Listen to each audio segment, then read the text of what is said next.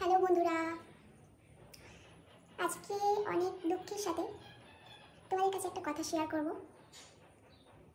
জানি না কিভাবে বলবো, কোথা থেকে শুরু করব, কিন্তু খুব কষ্ট লাগছে। এই যে তোমরা আজ কদিন ধরে হয়তো সোশ্যাল মিডিয়ায় দেখতে পাচ্ছ আমাদের মাঝে আমাদের যে প্রিয় দিদিভাই আলপনা দিদিভাই আর নেই।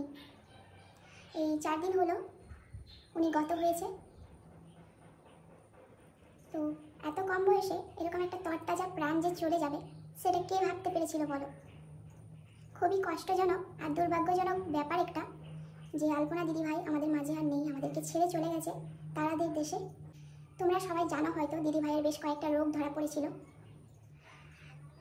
গলব্লাডারে স্টোন হয়েছিল, জন্ডিস হয়েছিল, আর রক্ত কম ছিল শরীরে। বেশ কিছু রোগ দিদিভাইয়ের শরীরে ধরা পড়েছিল। তো যার জন্য দিদিভাই খুব অসুস্থ হয়ে পড়ে। অনেক কষ্ট করে জানো তো আমার এই দিদিভাইটা বড় হয়েছে। তার মাথার উপরে বাবাও ছিল না, তো অনেক কষ্ট করে বড় হয়েছে দিদিভাই। তারপরে বিয়ে হয়েছে, বিয়েও ভালোবাসা করে হয়েছে।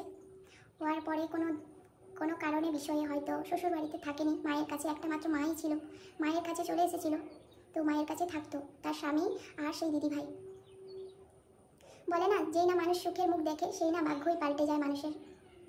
যেই একটু শান্তির মুখ দেখতে পেয়েছে সেই মেয়েটা আর রইলই না। তো এইভাবেই চলতে থাকে ওদের জীবন।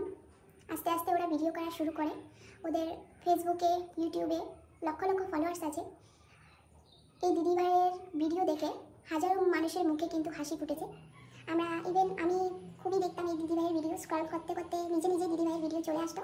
তো এরকম করে দিদিভাইয়ের ভিডিও দেখা আমিও শুরু করেছিলাম। তো এমন অনেকে আছে যারা প্রতিদিন ওনাদের ভিডিও দেখে মুখের মধ্যে হাসি ফোটাতো। তো যেটা বলছিলাম, দিদিভাই অনেক কষ্টের মধ্যে দিয়ে, অনেক প্রবলেমের মধ্যে দিয়ে ফেস করে বড় হয়েছে। তারপরে তার বিয়ে হয়েছে একটা মাত্র মা, বাবাও নেই মাথার উপরে। আর যে মেয়ের বাবা থাকে না সেই জানে যে তার মধ্যে দিয়ে কী যাচ্ছে। তো অনেক কষ্টের সাথে দিদিভাই বড় হয়েছে। তারপরে বিয়ে হয়েছে এই দাদাভাইটার সাথে। তো এই দাদাভাইকে ভালোবাসা করে বিয়ে করেছে। যাই হোক, কোনো কারণে শ্বশুর বাড়িতে থাকেনি। তারপরে বাপের বাড়ি এসে ওরা নিজেরাই নিজেদের মতো আলপনা রুবি বলে একটা চ্যানেল খুলেছিল। খুলে ওখান থেকে বেশ কিছুদিন ধরে কাজ করতে করতে খুব কম সময়ের মধ্যে ওরা সবার মন জয় করে নিয়েছিল। যেহেতু ওরা কমেডি ভিডিও বানাতো, মা মেয়ে জামাই তিনজনে মিলে কমেডি ভিডিও বানাতো সবসময়। খুবই ভালো লাগতো কমেডিগুলো দেখলে। মানে ভিডিওর মধ্যে মা মেয়ে শাশুড়ি আর বৌমা স্বাস্থ্য, তোমরা সবাই নিশ্চয়ই দেখেছো হয়তো, যে কিপ্টে শাশুড়ি আর বৌমা স্বাস্থ্য। ভীষণই ভালো লাগতো আমার। ইভেন আমার বর, আমার ঘরের সবাই কিন্তু দেখে। তো এরকম করতে করতে ওদের চ্যানেলটা আস্তে আস্তে গ্রো করে। আর ওরা একটু ভালো দিনের মানে সুখের মুখ দেখতে পায়। তো হঠাৎ করে দিদিভাইয়ের শরীরে বাসা বাঁধলো এরকম বিভিন্ন ধরনের রোগ হয়ে গেছিলো। সোশ্যাল মিডিয়া খুললে দেখা যাচ্ছে এখন সবাই সবার মতো করে কমেন্ট করছে। প্লিজ তোমরা এরকম করে বলো না, যার গেছে সেই জানে। ভাবো, আমি খালি এটাই ভাবছি যে না জানি ওই মায়ের কী অবস্থা, যে দিদিভাইয়ের মা, ওই কাকিমাটার কী অবস্থা, যার মেয়ে নেই। সে তো অনেক আগে তার স্বামীকে হারিয়েছেই। তারপরে একটা মাত্র সম্বল ছিল তার, সেই একমাত্র সন্তান তার মেয়ে। সেই মেয়েও চলে গেল তার থেকে অনেক দূরে। তাহলে সেই কাকিমাটার মনের অবস্থা কি হচ্ছে, তাহলে তোমরাই বলো। প্লিজ তোমরা এগুলো বলো না। আর সেই স্বামীকে ধন্যবাদ জানাই যে এত দূর পাশে ছিল, এতটা ভালোবেসে দিদিভাইকে এত সাপোর্ট করে। একটা ছেলে ভালো না বাসলে কখনোই তার শ্বশুর বাড়িতে পড়ে থাকতো না। নিশ্চয়ই ভালোবাসতো, নিশ্চয়ই নিজেদের মধ্যে দুজনের মধ্যে মনের মিল ছিল বলেই একটা ছেলে তার সর্বস্ব ছেড়ে দিয়ে শ্বশুর বাড়িতে থাকছে তার বউয়ের সাথে।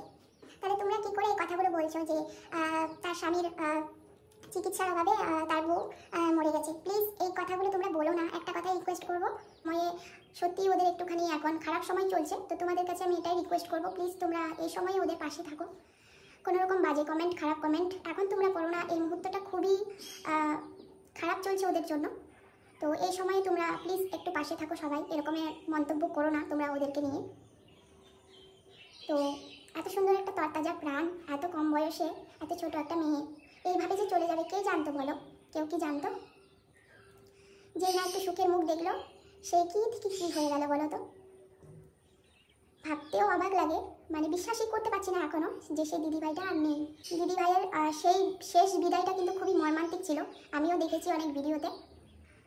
খুবই কষ্টকর ছিল আমার, মানে আমি চোখের জল ধরে রাখতে পারছিলাম না ওই ভিডিওটা দেখে। মানে কিছু বলার ভাষা নেই। তো যাই হোক, ঈশ্বরের কাছে এটাই প্রার্থনা করবো, দিদিভাই তুমি যেখানে আছো ভালো থেকো। ভগবান শ্রীকৃষ্ণের চরণে একটাই প্রার্থনা, দিদিভাইয়ের আত্মার শান্তি কামনা করি। প্লিজ তোমরা সবাই দিদিভাইয়ের আত্মার শান্তি কামনা করো। আলপনা দিদিভাই যেখানে থাকে ভালো যেন থাকে। আজকের ভিডিওটা এখানেই শেষ করছি, ব্যাস এটাই বলার ছিল।